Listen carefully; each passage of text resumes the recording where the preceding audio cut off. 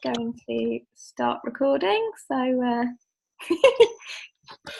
yeah, just beware you're on candid camera. So so this is for Saida, Robin, Amy. Yeah, okay. So just to let you guys know that we've had a few technical difficulties already, and Linda can't join us at the moment. So hopefully Linda will hop on. But I'll just start to go through. I'm so unprepared, as you'll see, so I'm going to read what Linda had prepared. Just so that I can get everything covered. So we just wanted to go through sort of general preparations for the sessions, give you a bit of an overview tonight about how this works and what to expect for week one, and just to go through some kind of general guidelines for this meeting space together, which we'll go through and create a collaborative group agreement when we actually start the training. So it's all of the training will be, obviously we have lots of material to deliver, but we also want it to be as collaborative as possible. So we've already run 2 cohorts, and the training has evolved according to feedback, according to kind of input from those 2 cohorts before. So please, you know, at any stage, if you've got any suggestions, or if you feel things could be done differently, or just please let us know. We want it to be, you know, as interactive as possible, but obviously we need time to get through all the material as well. Just so you know that up front. So yeah, just a few checks before we go into more detail is to preparing for your session, like we covered in kind of listening, your self-care needs, you know, make sure, just simple things, make sure you've eaten, make sure you've been to the loo, got yourself a cup of tea. In our 2-hour sessions, we will have a short break. So after an hour, we'll have a short tea break, loo break, whatever, and come back. So there will be that. So just to let you know, if you're bursting for the loo and we've done 50 minutes, then you know, we'll have a break pretty much at halfway through anyway, each week. So tonight's just an hour, but normally it'll be 2 hours. Yeah, making sure we've got a good internet connection. That's ironic, isn't it, with Linda not being here? She's just messaged to say I'm still breathing. So that's good to know. If you've got any questions while I'm rambling on as well, just please interject. Somebody typing. I thought I could hear someone typing a message there. So also it's important, obviously, to let us know beforehand if you can't make the session, or if you're going to be late. If you are going to be late, that's fine, but please just kind of come in on mute and wait for us to, if we're in the middle of something, wait for us to sort of introduce you if we're halfway through something. Yancy, just the agenda for tonight. So yeah, it's really, really basic. We're just going to run through what to expect.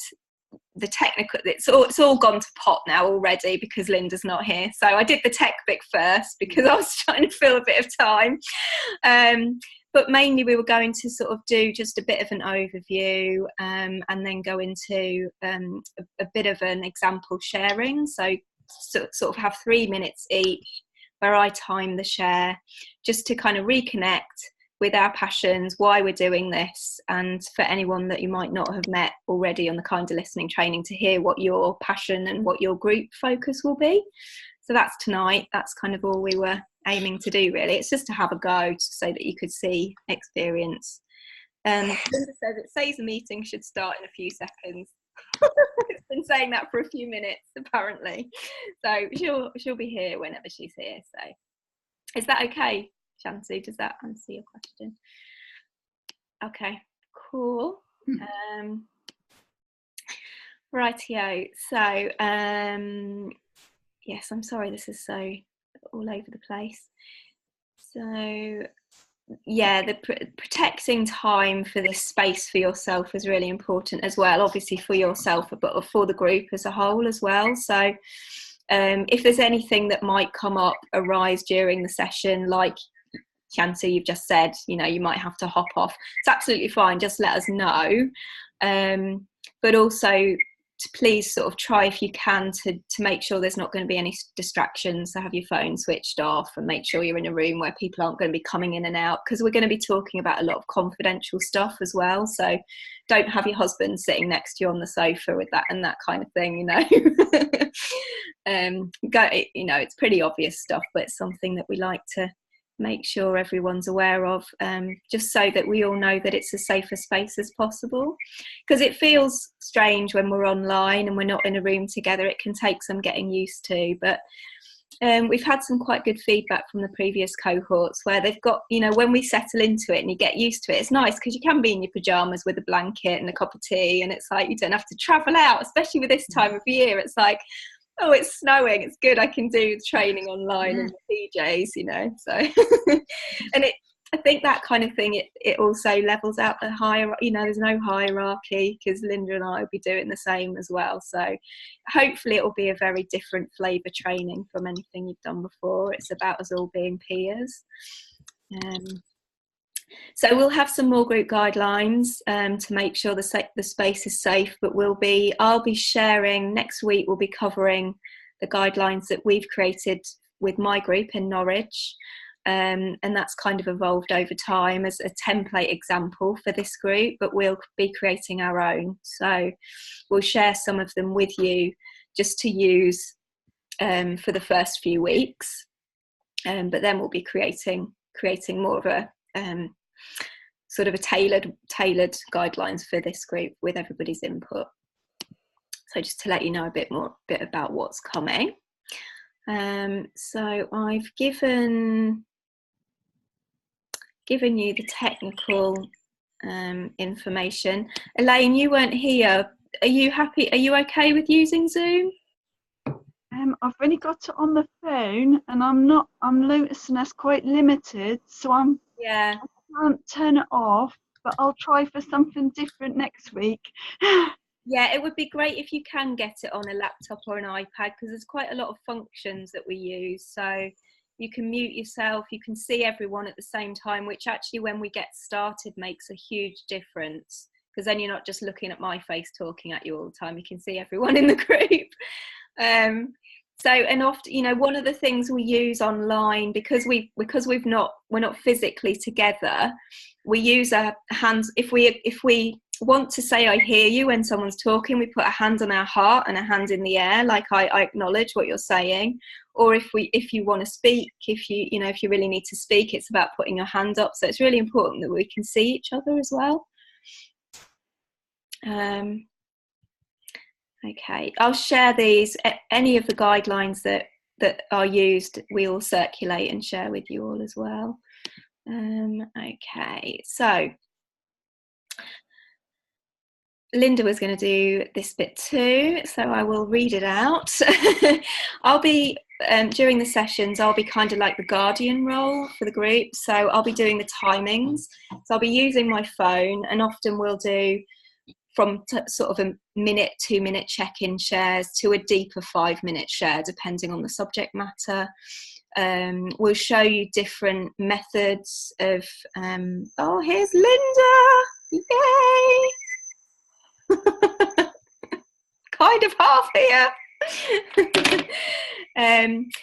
I'll carry on while she's coming on. So we'll be using sort of different sharing methods as well, and showing you how to break down the sharing times using different timings, using kind of more of a sporadic, kind of a talking stick idea, but obviously it works differently online. And also split sharing. So if sometimes we'll invite the sharer to give feedback. So you might want to split your time into 3 minute share, asking for 2 minutes feedback from people, and that's very much going to be in the control of the person sharing. So yay, hi Linda, you made it. So excited. Oh, God. Like you're in some hazy mist, just kind of coming out. Life's little ironies, hey. So sorry about that, everyone. Unbelievable. It's never taken literally just over half an hour to get on board. I've been kind of cobbling it together. So we've got down to we're on the document, and I've gone through sort of the pointers as to how to use Zoom, just basic comfort things. And we were just starting to go through the brief guidelines, sharing guidelines. Okay. I was just talking about timings. Is that someone's dog? Yeah, that's mine. Sorry. Oh, that's all right. He's growling at something. I think it's Linda. No. I wouldn't be surprised knowing my luck tonight. I'll probably get bitten online. He's now come to see you. Oh, dear. To see everyone. It's just lovely. Okay, are you happy? Do you want me to carry on, Linda? And you get. Well, I'll just take over with the most important thing, and that's to be on time, guys. Honestly, this is so funny. So yeah, so we're just doing the basic guidelines for the next, to get us started. Yeah, is that what we're up to? So we're down to brief guidance as to sharing guidelines, and I've just said about the time. Okay. After doing the timings. Okay. So we've talked about having a good internet connection, which you all have. Clearly, I need to do something. I don't know if it might be my laptop needs revamping. I'm not sure, actually. And I'm not sure it might even be the Zoom joining a meeting. I don't know. But whatever. But a good internet connection helps. If you don't have that, sometimes people drop out. So I know you can't really help it if you have what you have. But just done that, Linda. Sorry, it's just you have done that. Oh, I'm sorry. Further down. Okay. Yeah. So we're into after the technical bits to Zoom. So keeping the time. Oh yeah, keeping the time. Okay. And Katie, when we have a set time for sharing or whatever, Katie will be we have this sort of guardian role. So Katie's sort of taking on, when we're doing that kind of sharing, Katie's taking on the guardian role, and she'll keep the timing and sound a little strange sounding little chime bell. I'll give you an example. And that will be, there'll be a little warning of it, and then it'll happen, and then you'll still be able to finish what you're saying, obviously. If Katie's got, there you go. Lovely sound. Oh. Jangle, jangle.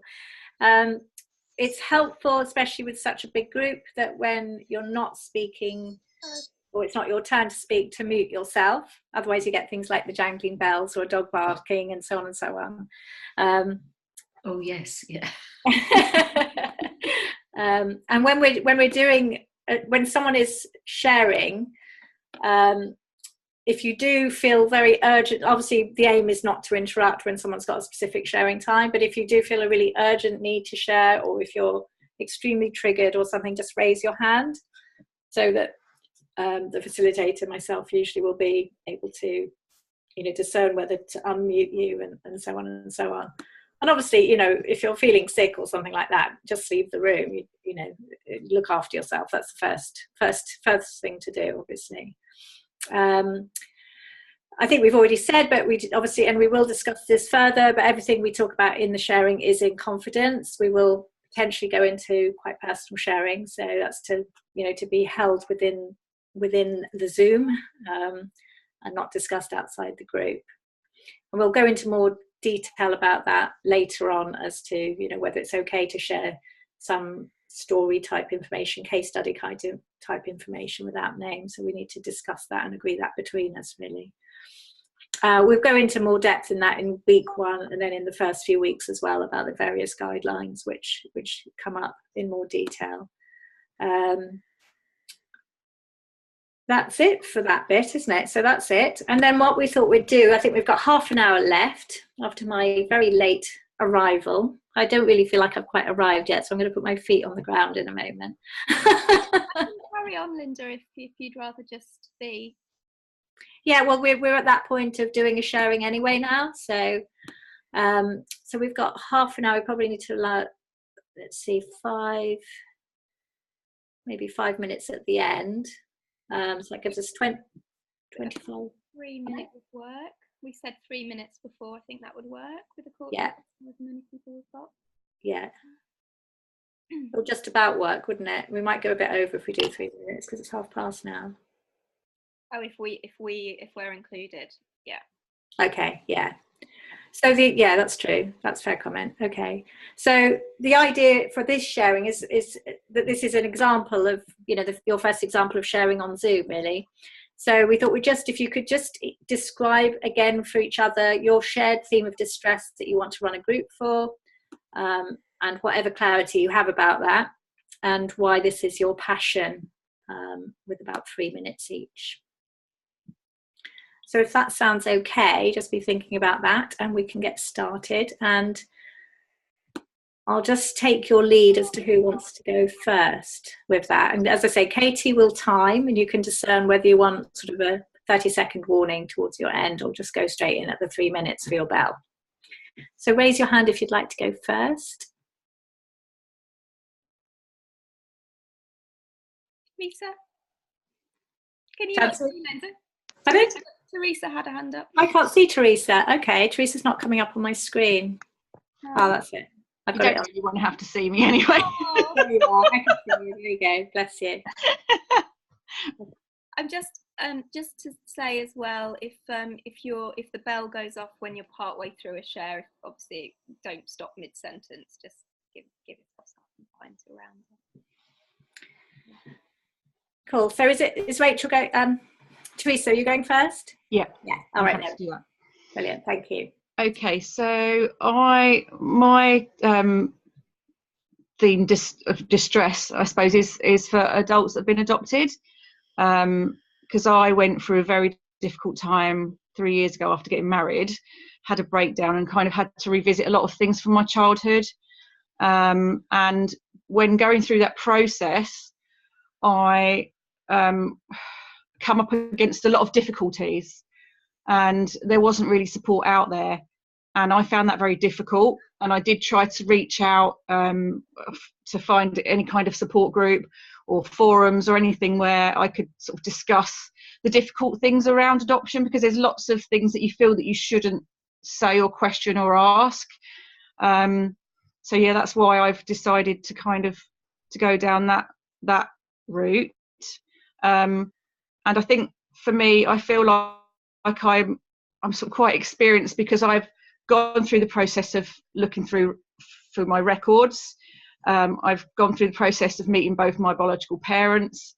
So I've got quite a sort of broad, I don't know how to say it really, knowledge of what the process might mean as an adult, adopted person as an adult. And actually, I think often it happens that you really that it really hits you when you're that bit older rather than a child, and then you want to ask questions about it because you're just placed in this new family and told these are your parents now, and it's really quite a lot of difficult adjustment.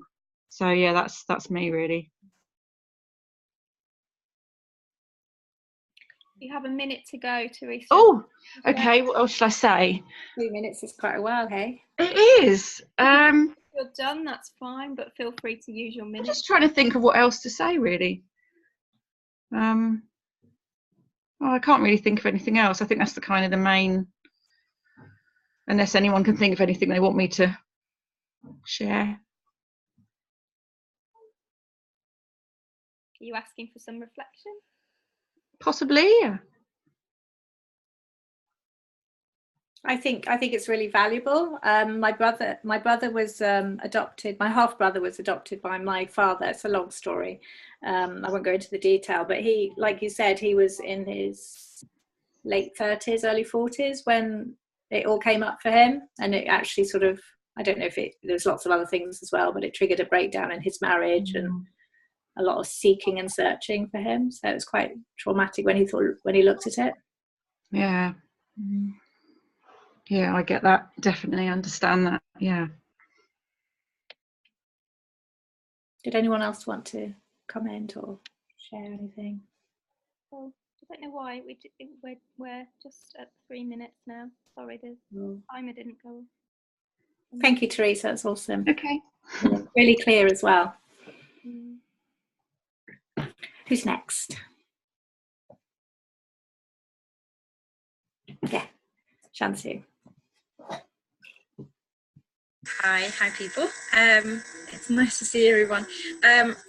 You would remember that I complained about being isolated at home while working. So I'm a freelancer, and before that I was a PhD student, and because of the setting of my project that I was on my own, working on my own, and then got depressed, didn't really think much about it, but then I found myself working freelance. I'm working at home, isolated still, and I think it is actually producing a lot of negative thoughts. I'm struggling to manage my depression, but more to that I am not as productive I can be. So I am thinking that is making me actually upset and unhappy, and not as successful as I can be or I should be. So I do believe that I do know a lot of people who work from home, and they might even have families and friends around them, but still there's something lacking. And I think isolation creates more isolation. The less you speak about stuff, the more you create that atmosphere around you. And I start to think that no one understands me because no one knows what happens in my life, etc. So I want to break that circle by creating a sharing circle. So that's my aim. And I also, not now, but later in life, one day, I would like to also reach out to the elderly people as well. So that's a plan for future, but I am worried that we are leading more and more like one person or two people lives, which is not our nature. I think we are social animals, and I think we should be more interactive. And I think the modern life kind of puts you in our little boxes. And I used to be more interactive with my neighbors and family and stuff. And but now I find myself like in my room, my cat is enough. I am already too tired. But I really want to break this circle, and I want to break it for other people too, if I can. So that's my aim. I know it is under 3 minutes, but I don't know what else to say. 30 seconds to go.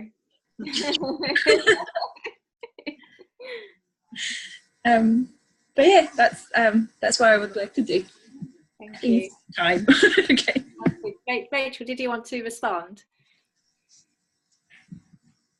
Did you put your hand up? I did, yes. Hi, sorry, I couldn't work out how to unmute. No, I just really related to what you were talking about in the isolation, and I've been listening to I was listening to radio a few days ago, and there was a conversation going on Radio 4 about isolation and loneliness, and it's a really big thing. It's really out there. There's so many people who are isolated in the world today, by technology and by the lifestyles that we live, and it's so I just wanted to say, that I recognize that, and it's a hard place to be sometimes. Thank you, Jansu. You'll hit a nail on the head there, I think. Brilliant. Good. And who's volunteering next? Yes, is that Jess? Hi, can you hear me? Yes. Hello. Okay, to go? Yeah, sorry, yes, thank you, Jess. Yeah. So I think my theme of distress is based around, I think maybe more aimed to younger people, and maybe for me, I can relate to younger people who've been through difficult childhood things and childhood trauma. I lost my dad when I was younger, and I grew up with a mum who's an alcoholic, and that had a lot of traumatic experiences for me. Growing up, and it was very difficult I feel like I've come to where I am in my life now through a lot of hard times, and I think that a lot of young people are going through a lot of things, and and really there isn't often the support there for them. For me, I have been through bouts of anxiety and depression, and I feel like I've had, in my eyes, a bit of a spiritual awakening, and grew into the person that I am today. And for all the things I went through, I feel that I had an inner strength to get myself through those things, and to be able to support other people to come and just be open and talk about things. is something that I'm really passionate about. And I think alongside with the other thing that I'm doing with my nurse training and how I feel that the mental health system at the minute doesn't potentially always help people in the best ways it possibly could, and allows people to just be and be supported. I think allowing a safe space for people to come and just share with the like-minded people is really important. So yeah, but I think my theme of distress is kind of showing people that they can overcome things, and it's still difficult, and there's times that I really struggle with, especially my relationship with my mother. However, I think I have built up some coping strategies, and I think I'd just really like to help other people, and yeah, I think that's the theme. So yeah, sorry if I'm not in the theme. That's right. Where are we with timing? Thank you, Jess. 50 seconds if you wanted any feedback. Oh yeah, go for it. Just raise your hand if you want to feedback. Yeah. Yeah, Rachel again. Yeah, I just wanted to say my theme is quite similar in terms of difficult relationships with family and coming to terms with that. And one of the things that I know from the work that I do at the moment with young people is that there is a massive gap in those positive reinforcing messages. So I think it's a really great thing. Thank you. Brilliant, thank you. Awesome. Okay. Cool. And where oh, there we go. It's a really jangly bell, isn't it? Good stuff. Who would like to share next? Yeah, I'll go next as we're unmuted. All right, Richard, thank you. Yeah, I think my theme of distress is I'd like to focus on men who I feel are kind of vulnerable to emotional isolation. I think a lot of men struggle with the concept of exploring their own emotions and being able to talk about them, and feeling that they can be their authentic selves. I think there's a lot of pressure on men to be a particular play a particular role in society, and to be, a pillar of strength. And I think sometimes men feel that that there is no opportunity or place for them to share emotions, and so I'd really like to create a space where men can come together and connect with one another, and build up a safe space where they feel protected, and they feel that the environment and the atmosphere allows them to share whatever it is that is going on in their lives, and that we can build a network of support, and one that is very meaningful to the individual and everybody else. I really think that in my own personal experience, not communicating my emotions has created a lot of problems for me in terms of my own well-being. I've definitely felt that suppressing my emotions has contributed to feelings of low self-worth and perhaps general anxiety, and yeah, I just feel that I'm now in a place where I feel a lot more comfortable about expressing my emotions, and I feel a lot better for it. And so I'd like to be able to help others to do the same thing.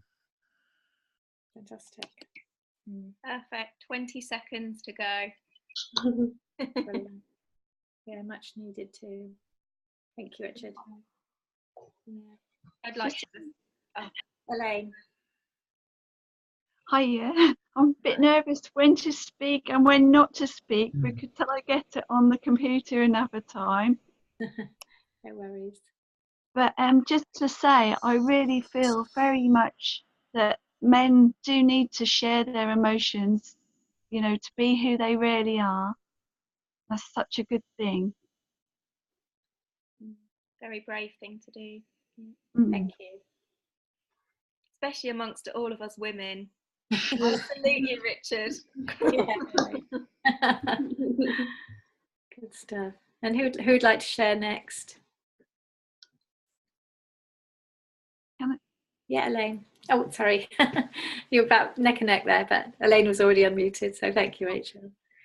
Go ahead, Elaine. Well, I'm quite passionate about mental illness, and that's like my thing is really about families dealing with mental illness.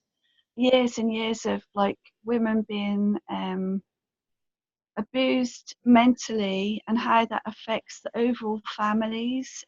Also, you know, what I was saying about men sharing their emotions. Also, if a man's lost a child, that's important that they can also share, and that can cause less trouble with the family. It's really about different roles within the family, but how a family can be so affected when it's dysfunctional, and the role of women with their children when they're encouraged to be free and know who they are. That can be quite scary when you've lived with quite a strong man and they suppress you. They can end up suppressing the whole family for years and years. And nobody talks about it, nobody goes, nobody knows how to help people, and there are keys and thoughts towards it that can cause allergies and all sorts of things. So I'm quite interested in seeing people getting set free mentally, you know, but I often feel people mentally, they're quite forgotten, and I just feel that if people can share some of their emotional stuff, they can be completely different people, and years cannot be wasted. You know, life is so precious, and children and families are so precious, you know, regardless of their ages. And I just really like people and like to see them all set free, and that's really why I'd like a group, for people to be able to share things and move on. Thank you, Elaine. You have 45 seconds, Elaine, if you'd like. Oh, sorry, I thought I had a buzz. No, sorry. Well, I'm quite passionate about people who've lost babies as well. There's just so many areas. Women domestically abused, people being who they've not been. But I do really love families and care about people who have been given conditions like schizophrenia, where they just feel they don't fit into society, where they can have a voice, you know, people who haven't had a voice to be free, you know. I think there's a, is it okay if I just say something? There's a lot that you could there's a lot of different people you could help, actually, isn't there, Elaine, because of your experiences? And it sounds like, you know, some of the powerful things there that people would relate to is if you've lost a child, abuse, you know, the gender abuse thing, family dynamics, there's all sorts of things. And then like going into the actual mental conditions, and people would relate to those certain things, wouldn't they? Yes. Lots to think about. Thanks, Elaine, though. It's powerful stuff. Thank you, everyone. Cool. Rachel, did you want to go next? Putting on the spot now. Yeah, I'm happy to go next. Apologies, my husband has not got the memo about not interrupting, so sorry about that, my frantic waving. The reason that I've joined is really based on my experience from my youth and the abuse that I suffered from my father. who was a very controlling, manipulative and unpleasant man. Didn't really want to give me a voice as a child or as a young person, and treated me pretty awfully, really.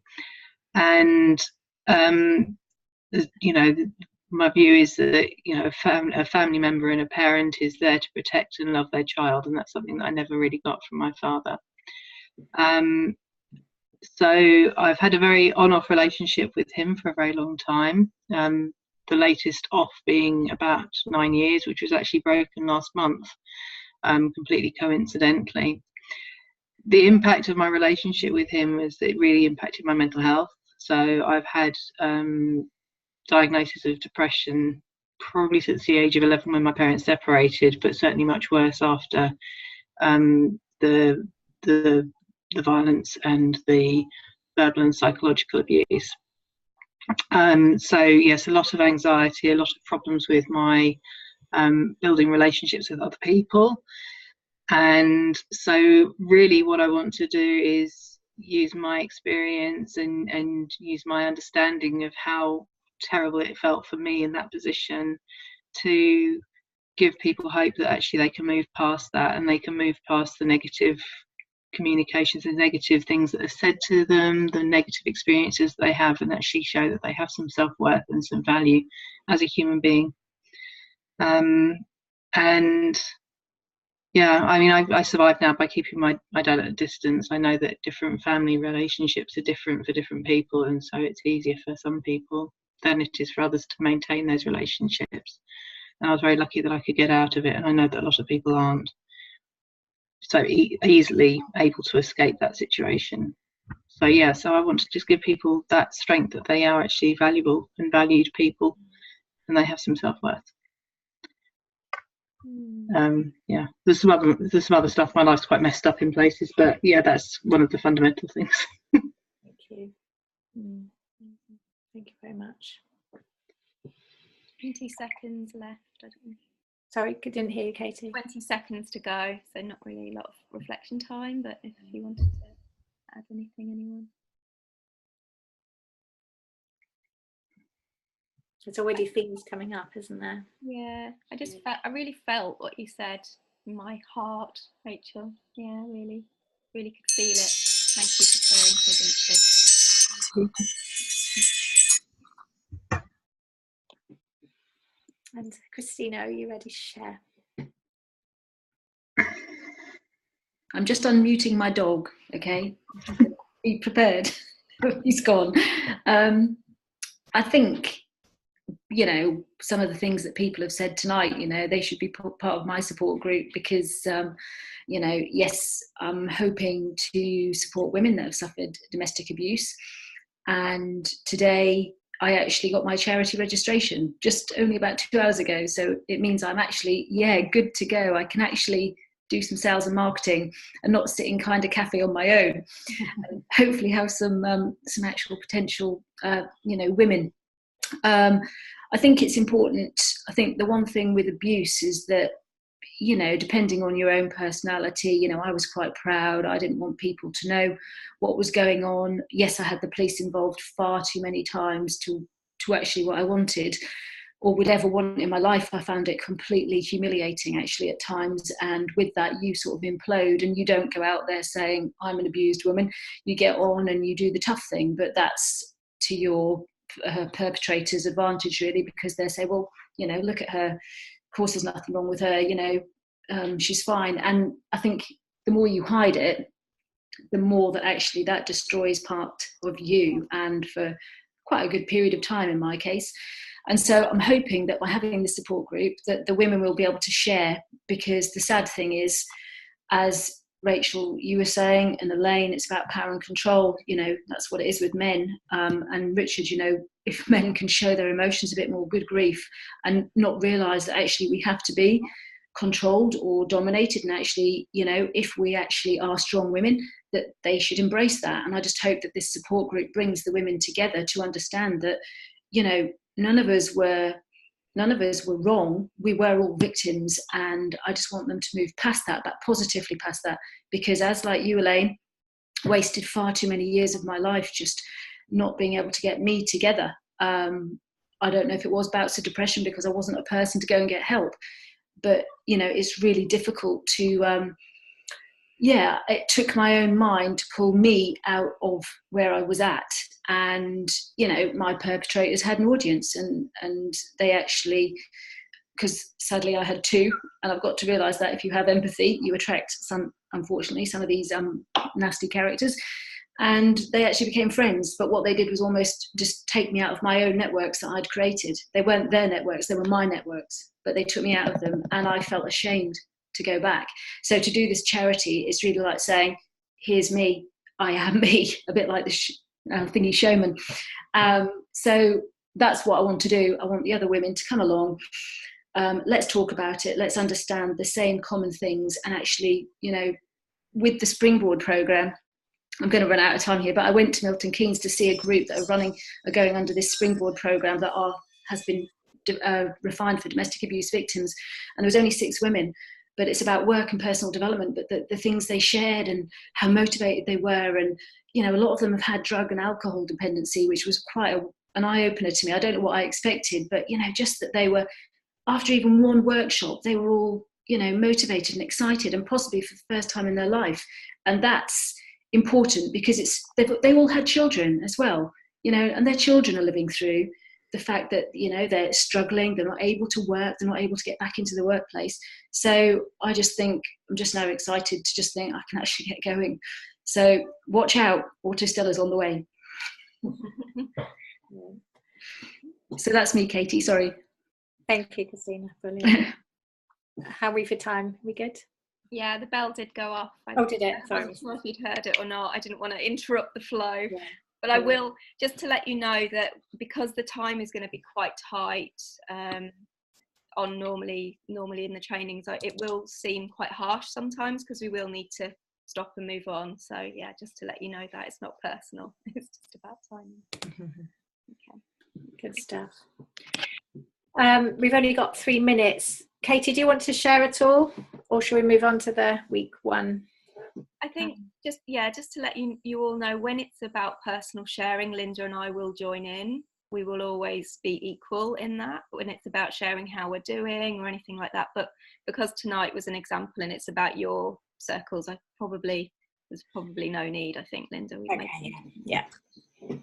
So so I just thought we'd sort of finish up with the plan for next week, just briefly. So we'll be starting at 7. I will be checking in at about 6:30 to make sure I'm there on time.